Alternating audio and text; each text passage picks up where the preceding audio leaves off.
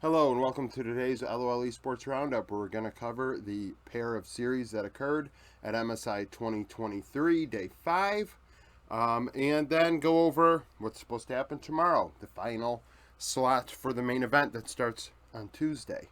I'm going to go over some things.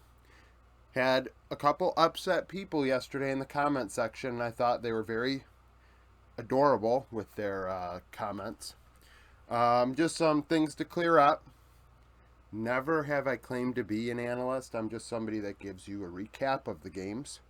Not to mention, yesterday's video was a bit screwed up, anyways. If you didn't listen to the intro and then decided to comment, anyways, I would.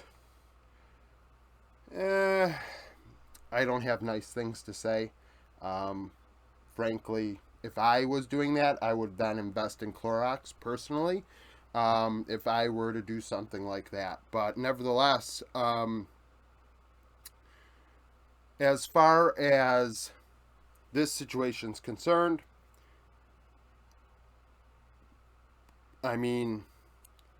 not surprised, right? I'm 8-2, went 2-0 today in predictions. I did think PSG Loud was going to be closer, but we'll get into that. First, Golden Guardians and Rainbow 7. I thought GG with 2-0.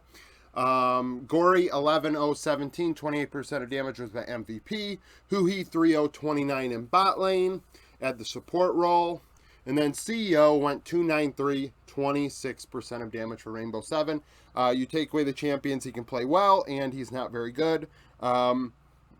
Just more series watching these players. I think that's very important. Yesterday even had some comments about how I should alter my rankings based off of a couple series, and I think that that's pretty silly. I think even altering them off of 3 is kind of silly, but if that's all I get, that's all I get, right? Just outright, why are Rainbow 7 putting Bong on... I think he put him on Malphite both games. Why? Bong is your best player. The reason why Rainbow 7 beat Gam, in my opinion, I named Bong my MVP, was because he was on K-Sante a couple times. He was on Gragas. He was able to do things. On Malphite both games, you are literally taking your best player and saying, you are now the tank. You are the meatball. You are useless now. Why not put Adi on that stuff? Why is Adi playing Wukong? This is... No. He is not your carry. No. And Myru did not show up today. Gory got the better of him. Bot lane definitely got the better of Rainbow 7s. It wasn't even close. It was a blowout. I think it is the quickest 2-0 we've seen at MSI thus far. Very lopsided. That does not mean Rainbow 7 should not come away from this event very proud, beating Gam. That was a big surprise. That is a step in the right direction. Last year at MSI, Team Ace did beat DFM, which was a surprise. They're finding wins against other minor region teams, which, frankly, I didn't expect to happen. I thought Lions at times had some good moments in this event. Even as a rookie, a very raw player, they didn't have much going for themselves today, frankly. Loud and PSG, PSG 2-0. Junjia was my MVP. Wako went 14-4-14, 32% of damage. Azai in top lane, 5-0-21. And then Root led the way in damage for Loud, going 5-4-5 for 42%. We looked deeper at that 42%, and the DPM is not very good for Loud in this one. They were pretty bad. And Loud fans aren't going to like this. You got Robo dying 10 times. I thought he played awful in Game 1. Game 2, the game state was close when he wasn't dying, if anybody noticed that. And then, in the mid to late game, they couldn't team fight or do much of anything. Root had some nice moments on Zeri in Game 2, but Game 1 was relatively meh. They had spurts of energy, but otherwise PSG definitely had the edge. Junjia was very efficient getting around the rift, making things happen ahead of Croc. And then in Game 2 on Kindred, he was just super good. I thought his Kindred was outstanding.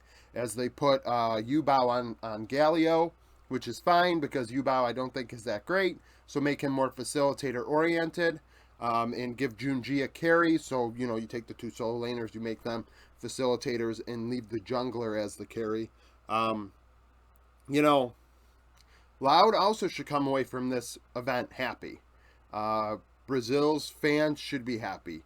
Red had some good moments at MSI 2022. We saw Loud really do some nice things at Worlds. And then Loud did good things again. I mean, they were very competitive. They beat DFM, right? They lost to DFM at Worlds. They beat DFM this time. We went over this yesterday and how I felt like DFM maybe took a step back, but I also think Loud have taken a step forward. I thought Seos played well today at times, but other times pretty bad. Died a lot like Robo.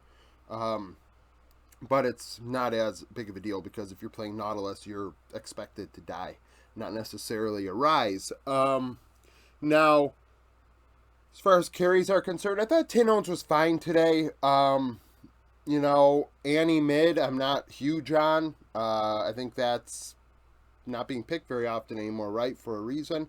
He wasn't keeping up with Yubao. Yubao was allowed to get around the rift and make things happen, where with Junjia, who ended up being MVP, and Tinones just kind of didn't punish that, didn't join and follow, didn't punish in mid or try and create something himself, and I think that's a big deal. Like if you're playing against somebody that is, if their objective is to make things happen, you have to have a response, right? Either you make something happen or you punish it. In doing neither, it's not really that good. So, I thought Wako on Aphelios was very good in team fights. It was actually funny looking deeper at this. So I said Root and going into this, and I still believe this. He was a 2-trick this year, playing Aphelios and Zaya 23 of like 33 games or something.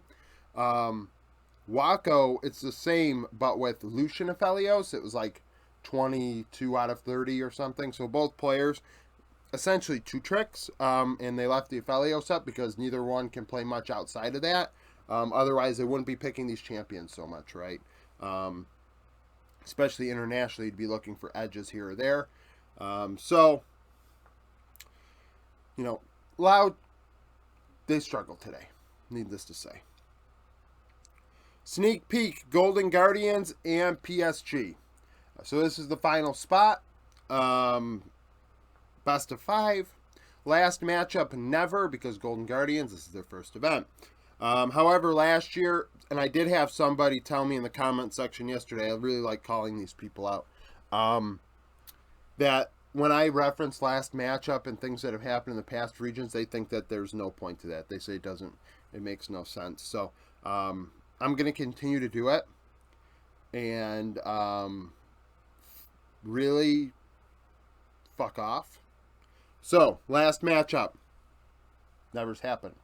PCS and North America played at Worlds 2022. 100 Thieves and CFO went 1-1 against each other, right? CFO beat 100 Thieves, and 100 Thieves returned the favor. That was LCS 3 seed, right? I believe. Maybe 1 seed. I don't remember who won the LCS. It doesn't matter. But that was PCS 1 seed. Now, the matchup that overlaps is actually Gory and Yubao. They played against each other in the PCS last year, 2022 playoffs. Gory then with PSG, Yubao with J-Team. PSG with 3-0, J-Team in that series. Gory played Ari all 3 games, going 9, 10, and 22, 21% of damage, so pretty bad. He, however, was ahead of Yubao on average 9 CS per game at 15 minutes, so slight gold lead, not super monumental, but I mean, he had a lead in all 3 games. Yubao went 12, 7, and 18, 29% of damage for J-Team. Damage percentage can be a little deceiving depending on how the team performed, but the KDA is better. So I think that it might be close. I've been more impressed by Gory than Yubao at this event. Obviously, I've seen a hell of a lot more of Gory because of this past year, watching all 4 major regions. I also think River versus Junjia is going to be very fun because Junjia played fantastically here. And I thought River did some good things against Rainbow 7 as well, but I thought Junjia really stood out today once again as, the next, minor region jungler that you see probably should be in a major region, and he did have major region offers, if I recall correctly, during the offseason. I want to say Astralis and maybe TSM were two teams that were floated as rumored to be interested in his services from EDG. He decides to go to the PCS instead. I am curious how Astralis would have looked with Junjia over 113. Honestly, because Astralis did a lot better than we expected, right? So imagine if Junjia was on that team. Could they have gotten to second place? And maybe G2 was first and Astralis were second? I think that that's feasible. Now, top lane, I think Sawash, Licorice, and Ozzy, I think, yeah. And bot lane, Stixxay had some really good moments in this. I mean, really stood out at times on the Aphelios, and I think he played Zeri as well. Whereas Wako, Aphelios is the deal. And if Stixxay is willing to ban Aphelios, because I don't think Stixxay's Aphelios is like as important to him as it will be to Wako.